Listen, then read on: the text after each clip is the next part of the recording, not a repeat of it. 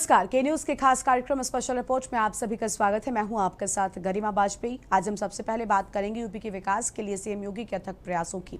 साथ ही देहरादून में आयोजित वाहन स्वामियों को अनुदान एवं प्रोत्साहन राशि वितरण कार्यक्रम में सीएम धामी की घोषणाओं पर भी रिपोर्ट दिखाएंगे। वहीं मध्य प्रदेश के डिंडौरी से शिक्षा व्यवस्था और नौनिहालों की सुरक्षा से खिलवाड़ करती तस्वीरें भी दिखाएंगे। और चलते चलते बात उत्तराखंड में मानसून के चलते व्यवस्थाओं की खुल रही पोल की। तो चलिए अब खबरों में चलते हैं विस्तार से।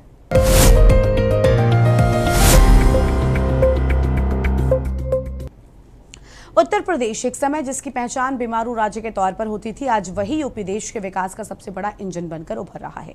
सीएम योगी आदित्यनाथ के अथक प्रयासों और जीरो टॉलरेंस नीति ने यूपी की तस्वीर और तकदीर दोनों बदल दी है। विकास की पहली शर्त यानी मजबूत कानून व्यवस्था पर योगी सरकार का सबसे ज्यादा फोकस है। इंफ्रास्ट्रक्चर से लेकर नए निवेश तक यूपी के विकास में लगातार नए अध्याय जुड़ रहे हैं। आखिर कैसे सीएम योगी के नेतृत्व में यूपी छू रहा है तरक्की की नई बुलंदियां, देखिए हमारी इस खास रिपोर्ट में। कभी अपराध, दंगे और ठप पड़े उद्योगों के लिए जाने जाने वाला उत्तर प्रदेश आज विकास के नए कीर्तिमान गढ़ रहा है और इस बदलाव के सबसे बड़े नायक है मुख्यमंत्री योगी आदित्यनाथ। सीएम योगी का एक ही संकल्प है, उत्तर प्रदेश को देश की सबसे बड़ी अर्थव्यवस्था बनाना। इसके लिए वो दिन रात अथक परिश्रम कर रहे हैं। योगी आदित्यनाथ भली भांति जानते हैं कि विकास की पहली और सबसे बड़ी सीढ़ी है मजबूत कानून व्यवस्था। इसी नीति के तहत यूपी में माफिया राज और गुंडागर्दी पर करारा प्रहार किया गया। कानून का राज कायम हुआ तो देश दुनिया के उद्योगपतियों का भरोसा भी यूपी पर जागा। आज यूपी अपराध मुक्त प्रदेश बनने की राह पर तेजी से आगे बढ़ रहा है। भारतीय जनता पार्टी ने जो कहा वो करके दिखा दिया। जिन्होंने उत्तर प्रदेश के अंदर हर जनपद में एक माफिया दिया था, संगठित अपराध का गढ़ यूपी को बना दिया था, यूपी के नौजवान के सामने पहचान का संकट खड़ा कर दिया था, यूपी के किसानों को आत्महत्या करने के लिए मजबूर किया था, यूपी के कारीगरों को बेरोजगार बनाया था और यूपी के अंदर अव्यवस्था, अराजकता, कर्फ्यू, दंगा, उपद्रव, इसकी पहचान यूपी के साथ जोड़ दी थी। आज यूपी का नौजवान, यूपी का किसान, यूपी का कारीगर, यूपी का नागरिक पहचान के उस संकट से उबर चुका है। लेकिन जिन्होंने संकट पैदा किया था उनके सामने स्वयं पहचान का संकट आ खड़ा हुआ है। यूपी के विकास के 4 बड़े स्तंभ, अपराधियों और माफियाओं पर सख्त एक्शन, जीरो टॉलरेंस नीति, पूर्वांचल, बुंदेलखंड और गंगा एक्सप्रेसवे से कनेक्टिविटी का नया दौर, ग्लोबल इन्वेस्टर समिट से प्रदेश में लाखों करोड़ का रिकॉर्ड निवेश, बीमारू से उत्तर प्रदेश बुनियादी ढांचे, स्वास्थ्य और शिक्षा के क्षेत्र में ऐतिहासिक सुधार। अब उत्तर प्रदेश में उपद्रव नहीं, अराजकता नहीं, गुंडागिर्दी नहीं, वन डिस्ट्रिक्ट वन माफिया नहीं, बल्कि यूपी में अब one district one medical college है। हर जिले में एक medical college, one district one product है, वन डिस्ट्रिक्ट वन कुजीन है। अब यूपी के अंदर न उपद्रव है, न कर्फ्यू है, न दंगा है, यूपी में उत्सव है और यूपी में सब चंगा है। ये नए यूपी की नई कहानी है। एक समय यूपी से निकले हुए एक समाजवादी नेता ने जमीन से जुड़ करके कार्य किया था। सम्मानित मुलायम सिंह जी ने काम करने का प्रयास किया था, लेकिन बाद में सेफई सिंडिकेट ने उनकी पूरी मुहिम को परिवारवाद और वंशवाद की विष बेल में ऐसे लपेट दिया कि कोई नौकरी निकलती थी वो सिंडिकेट उस पर हावी हो जाता था। यहां का नौजवान देखता रहता था, नौकरी नहीं, किसान को उसकी सुविधा का लाभ नहीं, श्रमिकों को उसके उसके श्रमदान से वंचित कर दिया जाता था। विकास के नाम पर लूट खसोट का जो दौर चला, उसने आपके सामने पहचान का संकट खड़ा कर दिया। यूपी को बीमारू राज्य बना दिया। देश की सबसे बड़ी आबादी का राज्य बीमारू हो जाएगा तो देश का क्या होगा? और यही होता था। पहले यूपी में रात में निकलने में डर लगता था और उद्योग बंद हो रहे थे। आज कानून व्यवस्था इतनी मजबूत है कि व्यापारी सुरक्षित महसूस कर रहे हैं। नया निवेश आ रहा है। पूर्वांचल एक्सप्रेसवे से लेकर गंगा एक्सप्रेसवे तक, जेवर इंटरनेशनल एयरपोर्ट से लेकर डिफेंस कॉरिडोर तक यूपी में इंफ्रास्ट्रक्चर का ऐसा जाल बिछ रहा है जिससे विकास की रफ्तार में चार चांद लगा दिए। एक समय बीमारू का अटैक झेलने वाला उत्तर प्रदेश आज उत्तम प्रदेश और उद्यम प्रदेश बन चुका है। सीएम योगी की ये विकास मुहिम बिना थमे बिना रुके लगातार जारी है। साफ नियत और कड़े फैसलों के दम पर सीएम योगी आदित्यनाथ ने साबित कर दिया कि अगर इच्छा शक्ति हो तो किसी भी राज्य की किस्मत बदली जा सकती है। यूपी में विकास का ये कारभार रुकने वाला नहीं है। स्पेशल डेस्क के न्यूज इंडिया। देहरादून में उत्तराखंड सरकार ने राज्य के वाहन स्वामियों को एक बड़ी सौगात दी है। मुख्यमंत्री पुष्कर सिंह धामी ने एक विशेष कार्यक्रम के दौरान वाहन स्वामियों को अनुदान और प्रोत्साहन राशि का वितरण किया। इस दौरान सीएम धामी ने न सिर्फ लाभार्थियों को चेक और वित्तीय सहायता सौंपी बल्कि राज्य के परिवहन क्षेत्र को आत्मनिर्भर और आधुनिक बनाने को लेकर कई बड़ी घोषणाएं भी की हैं। आइए देखते हैं देहरादून से हमारी खास रिपोर्ट। सीएम धामी के संबोधन की बड़ी बातें। परिवहन क्षेत्र उत्तराखंड की अर्थव्यवस्था और पर्यटन व्यवस्था की रीढ़ की हड्डी है। वाहन स्वामियों को सशक्त बनाना राज्य के विकास को गति देने के जैसा है। देवभूमि के पर्यावरण को सुरक्षित रखने के लिए राज्य में ई वाहनों और ग्रीन ट्रांसपोर्टेशन को लगातार बढ़ावा दिया जा रहा है। हमारी सरकार की मंशा स्पष्ट है। योजनाओं का 100% लाभ सीधे लाभार्थियों के खाते तक पारदर्शी तरीके से पहुंचे। सरकार का मुख्य ध्येय विकल्प रहित संकल्प के साथ अंतिम छोर पर खड़े व्यक्ति तक सरकारी योजनाओं का लाभ पहुंचाना है। उत्तराखंड की राजधानी देहरादून में परिवहन से जुड़े खास कार्यक्रम में मुख्यमंत्री पुष्कर सिंह धामी ने मुख्य अतिथि के रूप में शिरकत की है। कार्यक्रम का मुख्य उद्देश्य राज्य में स्वरोजगार को बढ़ावा देना, हरित परिवहन को प्रोत्साहित करना और स्थानीय वाहन स्वामियों को आर्थिक रूप से सशक्त करना है। सीएम धामी ने इस मौके पर कई लाभार्थियों को अनुदान राशि के चेक प्रदान किए। मुख्यमंत्री पुष्कर सिंह धामी ने कहा कि हमारी सरकार का लक्ष्य है कि उत्तराखंड का हर युवा और नागरिक आत्मनिर्भर बने। परिवहन क्षेत्र हमारे राज्य की आर्थिकी की रीढ़ है। इससे न केवल हमारे वाहन स्वामियों को संबल मिलेगा बल्कि राज्य में हरित एवं सुरक्षित परिवहन प्रणाली को भी गति मिलेगी। और आप सबके बीच में उपस्थित होकर मुझे अत्यंत प्रसन्नता हो रही है कि आज आप सभी को यहाँ पर प्रोत्साहन राशि का वितरण हो रहा है, क्योंकि आप सभी ने मिलकर प्रदेश को स्वच्छ, सुंदर और पर्यावरण के अनुकूल बनाने की दिशा में एक बहुत बड़ा और निर्णायक काम आगे बढ़ाया है। निर्णायक कदम हम सब ने मिलकर आगे बढ़ाया है। आज हम उत्तराखंड स्वच्छ गतिशीलता परिवर्तन नीति 2024 के अंतर्गत अपने 6 प्राथमिक लाभार्थी वाहन स्वामियों को पूंजीगत अनुदान एवं प्रोत्साहन राशि का यहाँ पर वितरण कर रहे हैं। मैं आप सभी लाभार्थियों को, जिनको आज अनुदान मिल रहा है, उन सभी को अपनी ओर से हृदय से आप सबको बधाई देता हूँ, आप सबको शुभकामनाएं देता हूँ।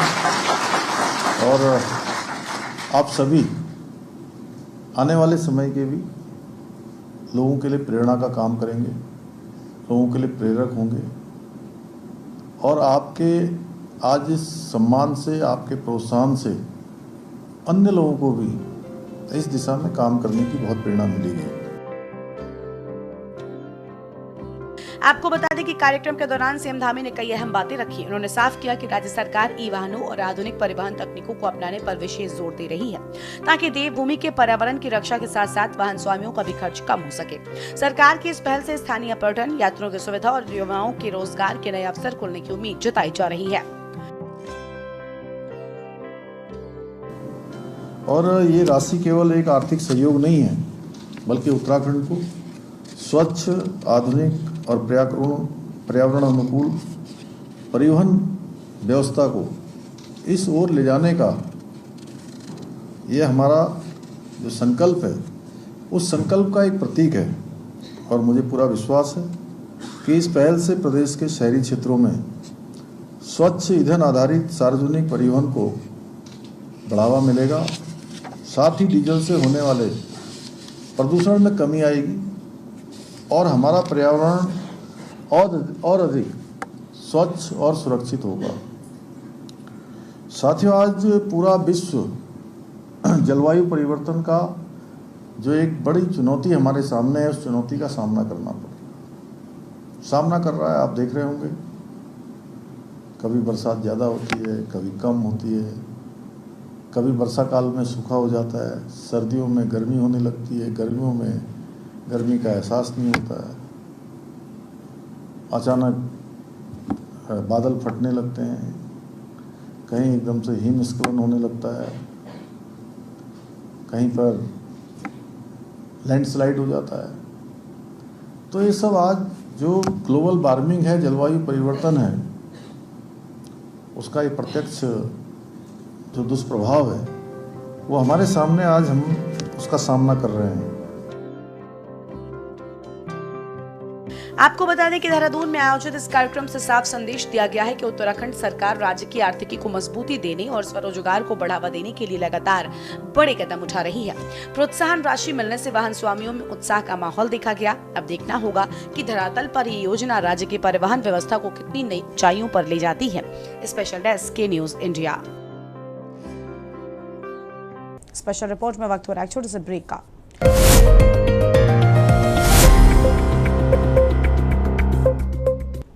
मध्य प्रदेश के डिंडौरी से शिक्षा व्यवस्था और नौनिहालों की सुरक्षा से खिलवाड़ करती एक ऐसी तस्वीर सामने आई है जिसे देखकर किसी की भी रूह कांप जाए। अमरपुर विकासखंड में एकीकृत माध्यमिक शाला उमरिया के मासूम बच्चे जान जोखिम में डालकर स्कूल जाने को मजबूर हैं। एक ऑटो जिसमें ठसाठस साइकिलें भरी हैं और बाहर लटक रहे हैं देश का भविष्य यानी 8वीं कक्षा के छात्र। 17 किलोमीटर लंबा यह खौफनाक सफर किसी बड़े हादसे को न्योता दे रहा है। देखिए खास रिपोर्ट। सावधान, ये तस्वीर मध्य प्रदेश के डिंडौरी जिले की है, जहां शिक्षा का मंदिर तक पहुंचने का रास्ता मौत की घाटी से होकर गुजरता है। जरा गौर से देखिए इस ऑटो को। अंदर इंसान नहीं, साइकिल का अंबार लगा है और बाहर लटक रहे हैं स्कूल के मासूम छात्र।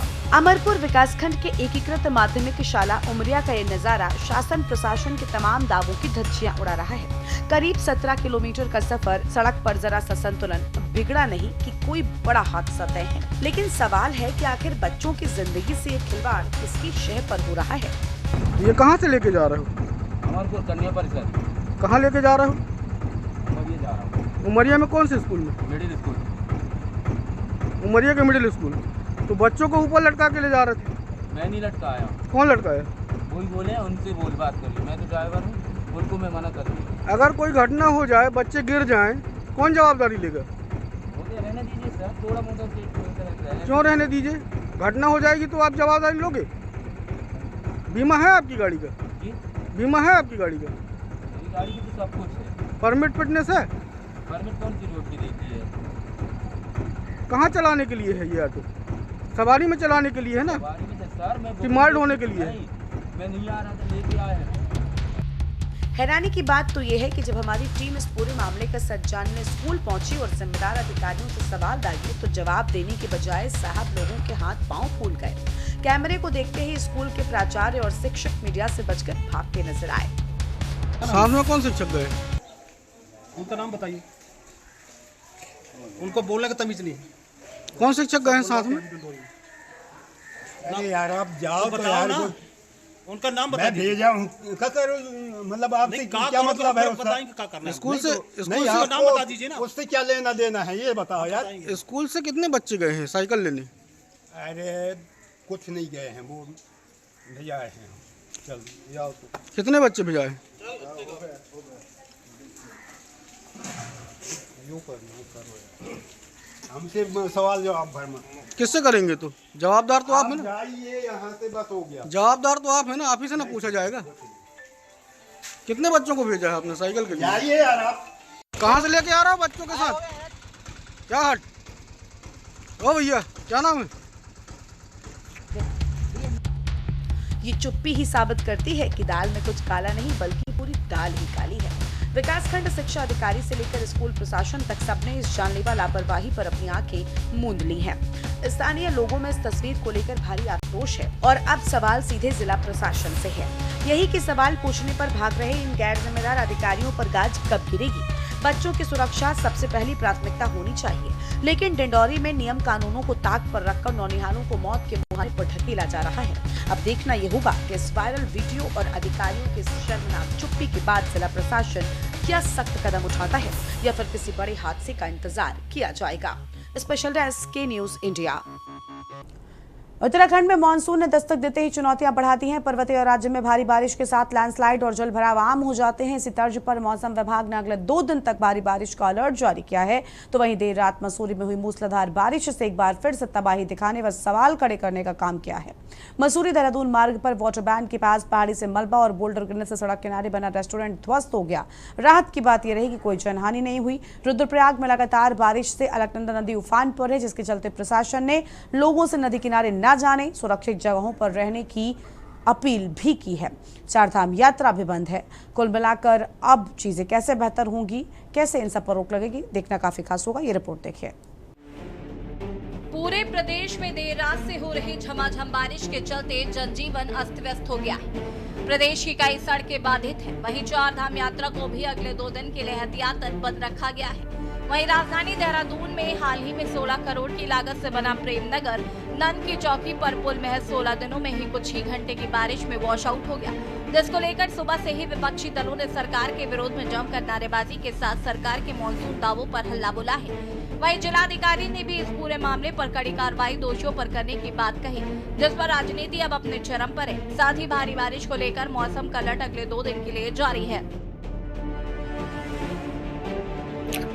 देखिए, एक तो जैसा मैंने जानकारी ली तो पुल नहीं धंसा है, उसकी अप्रोच रोड जो है वो कुछ उसमें गड्ढा हो गया है। वहाँ से जो मिट्टी थी वो बह गई है या धंस गई है, तो उसको ठीक किया जा रहा है। और अगर कहीं कोई कमी होगी तो जांच कोई भी हो, किसी भी प्रकार की जांच तो होगी, क्योंकि निर्माण पर किसी भी प्रकार की गुणवत्ता से समझौता हमारा कोई भी जो है इरादा नहीं है और हम कभी भी जो है गुणवत्ता से समझौता नहीं करते हैं। जो नंदा की चौकी का जो ब्रिज अभी रिसेंटली जैसे ओपन किया गया था या इनॉग्रेट किया गया था, उसकी अप्रोच रोड में स्कोरिंग के कारण एक गड्ढा हो गया। उस पर कॉन्टिन्यूसली काम करके अगले 3 घंटे 4 घंटे के अंदर उसे ओपन किए जाने का विभागीय अधिकारियों के द्वारा कहा गया है। और चीफ इंजीनियर PWD ऐसी PWD वहाँ मौके पे हैं, उनके द्वारा रिपोर्ट भी प्रिपेयर की जा रही है। अप्रोच रोड क्षतिग्रस्त हो ही गए हैं, इसकी जांच की जानी चाहिए। ये क्यों जो है यहाँ से जो बैठ गया ये हिस्सा, इसमें क्यों पहले ध्यान नहीं दिया गया है। और निश्चित रूप से जो भी कमी इसमें ठेकेदार की हो, अधिकारियों की हो, जांच करनी होनी चाहिए और जांच के बाद उनके खिलाफ कार्रवाई होनी चाहिए। कंठ भ्रष्टाचार में डूबी हुई सरकार का इससे बड़ा उदाहरण, इससे बड़ा नमूना कुछ नहीं हो सकता। पिछली बरसात में ये पुल टूटा था, 1 साल तक वैकल्पिक मार्ग चलता रहा। वैकल्पिक मार्ग जब ध्वस्त हो गया तो अधूरा बना हुआ पुल खोल दिया गया और आज इस पुल का हालत आप देख रहे हो। 16 दिन में 16 करोड़ रुपए स्वाहा, मतलब 1 महीना भी नहीं हुआ, 16 दिन हुए। एक पखवाड़े में एक पुल राज्य की राजधानी का, सवाल ये नहीं है, सवाल ये है कि ये राजधानी का पुल है, राजधानी के एक हिस्से को दूसरे हिस्से से जोड़ने वाला पुल है। पूरे देहरादून शहर को पछवा दून से जोड़ने वाला पुल है। देहरादून के सहसपुर से लेके, विकासनगर से लेके, कालसी से लेके, सैया से लेके चक्राता और हिमाचल के बॉर्डर तक ये पुल जोड़ता है। और ये पुल 1 साल में सरकार बना नहीं पाई। 1 साल में जब वैकल्पिक मार्ग ध्वस्त हो गया तो अधूरा बना हुआ पुल खोल दिया गया और आज आप हालत देख रहे हो। 16 दिन में 16 करोड़ रुपए की लागत से बना हुआ ये पुल जिस प्रकार से ध्वस्त हुआ है, प्रत्यक्षम किम प्रमाणम। इस चीज का नहीं, देखिए, विभागीय अधिकारियों को थोड़ा सा ऊपर से पेच कसने चाहिए, मेरा ऐसा मानना है। क्योंकि मुख्यमंत्री घोषणा करने के बाद कुछ बचता नहीं है प्रदेश के अंदर, क्योंकि वो सर्वोच्च नेता होते हैं और अगर उन्होंने कोई बात कह दी तो उसको धरातल पर आना चाहिए। लेकिन मुझे लगता है कि अधिकारी अपनी जिम्मेदारी से काम नहीं कर रहे हैं जैसा उनको करना चाहिए। और मेरी भी ये शिकायत है, क्योंकि मैं बार बार मैं भी नॉक करता रहता हूँ, अधिकारियों को बोलता रहता हूँ कि भाई ये घोषणा है तो उसको अमल में लाना चाहिए और आपको ठीक प्रकार से काम करना चाहिए। आपको बता दें कि उत्तराखंड में लगातार बारिश जारी है। वहीं अगले 2 दिन भारी बारिश का अलर्ट मौसम विभाग ने दे दिया है। लेकिन कहीं ना कहीं अभी तक मानसून को लेकर तैयारी का दावा कर रही सरकार पर विपक्षी दलों ने कई गंभीर आरोप लगाए हैं। इसकी वजह 16 दिन में ही 16 करोड़ का टूटा ये पुल इसका गवाह है। पुल के दोबारा क्षतिग्रस्त होने से स्थानीय लोगों में भारी नाराजगी है। लोक निर्माण कार्य की गुणवत्ता और जिम्मेदार एजेंसियों पर सवाल उठा रहे हैं। सूचना मिलते ही पुलिस और प्रशासन की टीमें मौके पर पहुंच गई और पुल की स्थिति का निरीक्षण शुरू किया है। फिलहाल एहतियातन पुल पर आवाजाही रोक दी गई है। लेकिन सवाल ये है कि इस बारिश के मौसम में जनता का पैसा पानी की तरह बह जाना कई सवाल विकास के कामों और दावों को लेकर आम जनता के बीच जरूर खड़ा करता है। Uttarakhand desk report. Special report में आज इतना ही। तमाम बड़ी खबरों के लिए आप बने रहिए न्यूज़ इंडिया के साथ। नमस्कार।